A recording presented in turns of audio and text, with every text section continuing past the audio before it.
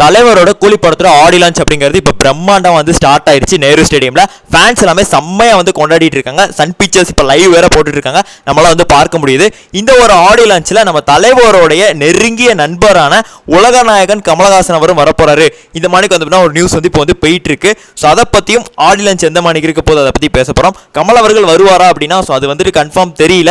So வந்தால் நல்லா இருக்கும், பட் ஆனால் வரலனாலும் ஒரு பிரச்சனை இல்லைங்க. இருக்கிற ஸ்டார்ஸையே அந்த அரங்கம் தாங்க முடியாது, அவ்வளோ அதிரும். முதல் தலைவருக்கே அப்படி அதிரும். இதுல அமீர் கான் இருக்காரு, நான் சொல்லவும் வேணும், அவ்வளவு பேர் வந்து இருக்காங்க.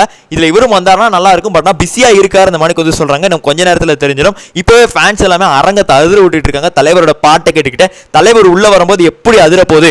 ஸோ இதுதான் புது டிபி ரெக்கார்ட் நம்ம தலைவர் வந்து உருவாக்க போறாரு. கடைசி டிபி ரெக்கார்டை நம்மளுடைய தனுஷ் அவர்கள் தான் வச்சிருந்தாரு. அந்த ஒரு டிபி ரெக்கார்டை இப்போ தலைவர் பிரேக் பண்ண போறாரு.